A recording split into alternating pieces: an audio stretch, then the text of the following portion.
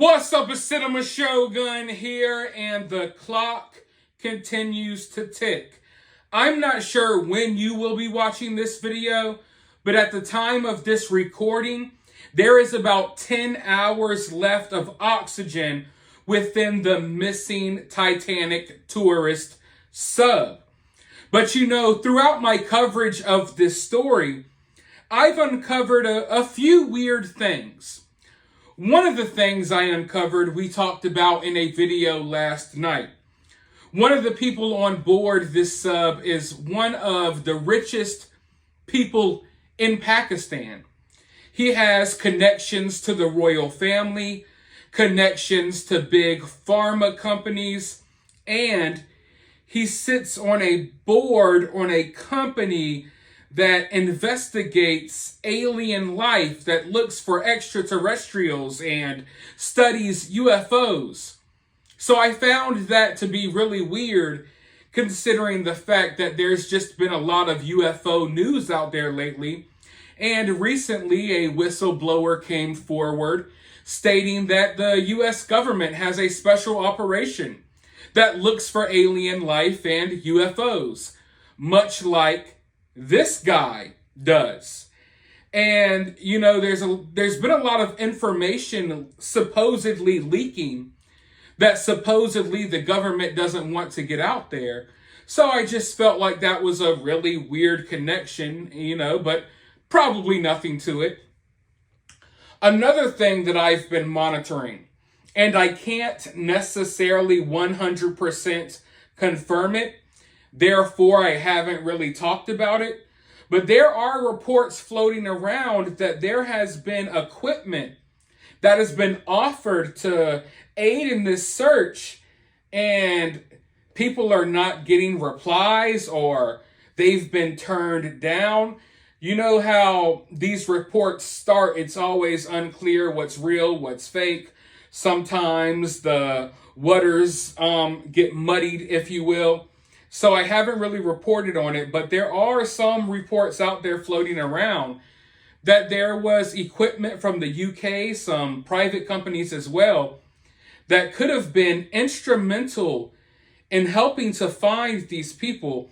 And this equipment could have arrived on the scene well before the equipment that is arriving now, and that is supposed to arrive tomorrow morning. So it seems as if these reports are true, and I can't confirm that they are, but I can't deny that they aren't true. I can't say they aren't true. Of course, both sides will have conflicting information. But if the reports are true, someone has been dragging their feet when it comes to getting the proper equipment out there. So that's weird, but I'm hoping that that's just rumors. But then again, I thought it was rumors yesterday when early reports came in that banging sounds were heard, or were picked up on sonar. Those rumors turned out to be true. I did get one comment on Twitter today. Follow me on Twitter if you haven't already.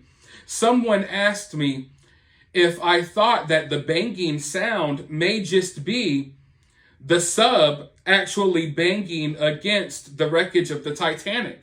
And I didn't think of that. And that may be possible. That's something that I don't think a lot of people have taken into consideration. We've thought that maybe it's an SOS coming from the sub.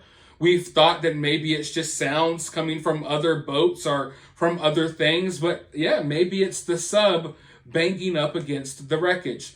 But who knows? Another weird thing. We've talked a lot about this CEO of Ocean Gate, Stockton Rush. I have some... It's not the time to get into a rant, but I am not okay with a lot of what he has done with this whole entire business. That sub that they took down there should have never been down there.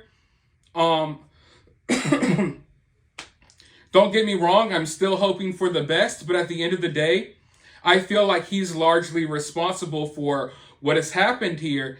And he was warned so many times against this, and he ignored all of the warnings. But anyways, his wife, she just so happens to be a descendant of a couple who died on the Titanic. And I find that to be really weird. In fact, have you ever watched the Titanic movie? If you did, you may remember at the end of the movie, there's like this old couple that are hugging in bed as the Titanic sinks because they're kind of like too old to escape. Well, that scene was a dramatization of what actually happened to this woman's, I believe it was like her great grandparents or her great grandparents. It's really weird. Let's go ahead and learn a little bit more. Make sure you hit that thumbs up button while we're at it. Submersible pilot's spouse is descended from a famous Titanic couple. Wendy Rush is a great-great-granddaughter of the retailing magnate Isidor Strauss and his wife Ida, two of the wealthiest people to die aboard the ocean liner. Wendy Rush, the wife of Stockton Rush, the Ocean Gate chief executive, who was piloting the submersible that disappeared Sunday during a dive to the Titanic wreckage, is a descendant of the two first-class passengers who died when the ocean liner sank in 1912, archival records show. Archival. Miss Rush is a great-great-granddaughter of the retailing magnate Isidor Strauss and his wife Ida, two of the wealthiest people aboard the Titanic for its first voyage. Mr. Strauss, born in 1845, was a co-owner of Macy's department store. Mr. Rush, born Wendy Hollins Whale, Mrs. Rush, born Wendy Hollins Whale, married Stockton Rush in 1986, according to a New York Times wedding announcement. Her LinkedIn page says that she has participated in 3 Ocean Gate expeditions to the Titanic wreckage in the last 2 years, that she serves as the company's communications director, and that she is a long-time board member of the company's charitable foundation. Mrs. Rush's ancestors on the Titanic are perhaps known for their tragic love story.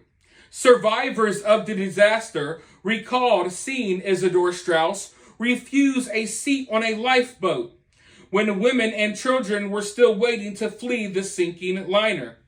Ida Strauss, his wife of 4 decades, declared that she would not leave her husband, and the two were seen standing arm in arm on the Titanic's deck as the ship went down.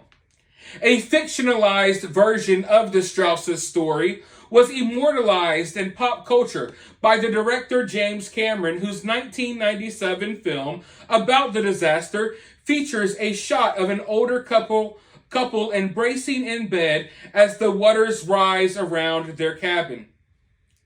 Mrs. Rush is descended from one of the Strauss' daughters, Minnie, who married Dr. Richard Whale in 1905. Their son, Richard Whale Jr., later served as president of Macy's New York, and his son, Dr. Richard Whale III, is Mrs. Rush's father, according to Joanne Adler, the executive director of the Strauss Historical Society.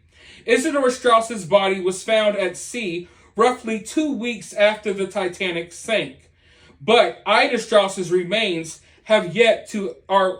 they were never recovered. So how crazy is that? You know, as if this story wasn't crazy enough, all of this stuff just makes it seem so unreal. And considering the fact that this woman's great-grandmother or great-great-grandmother, she was never found. Presumably her body was in the Titanic, you know what I mean? And now her husband is down there. And if this story was not already bone-chilling enough, knowing that this woman, right now as we speak, she is standing on the ship hoping and waiting that her husband is rescued, knowing that her great grandmother and grandfather suffered almost the same fate as him. Maybe not as bad. Some may even say it was worse, but they died on the Titanic. And there's a huge possibility right now that her husband is going to die while exploring the wreckage of the Titanic. If that's not one of the craziest things I've ever heard, then I don't know what is. And this story just continues and continues to get weirder. But all weird stuff aside, the Navy has issued a statement about some special equipment that they have, but I'm not sure if it's going to arrive on scene on time. U.S. Navy salvage system has arrived in St. John's, Newfoundland, a Navy official said on Wednesday, as crews prepare it for mobilization to the site of the ongoing search for a missing submersible.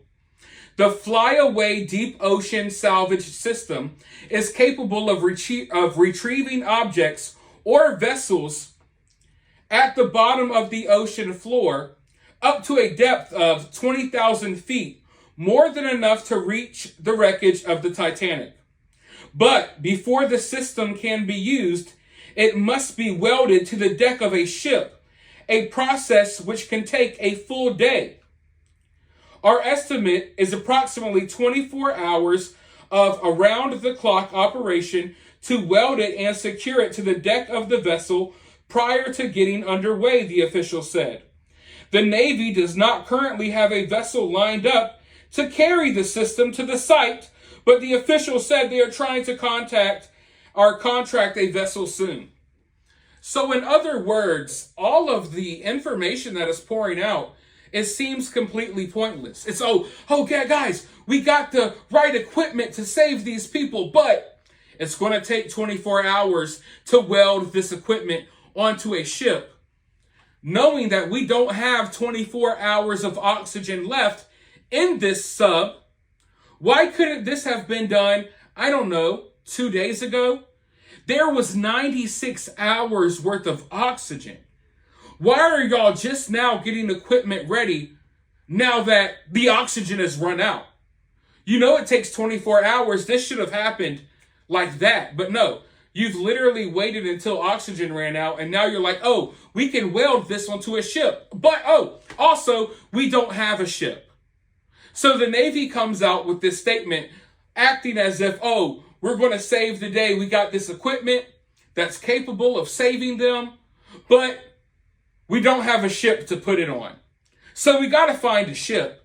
And then once we find a ship, it's going to take 24 hours to weld it onto a ship.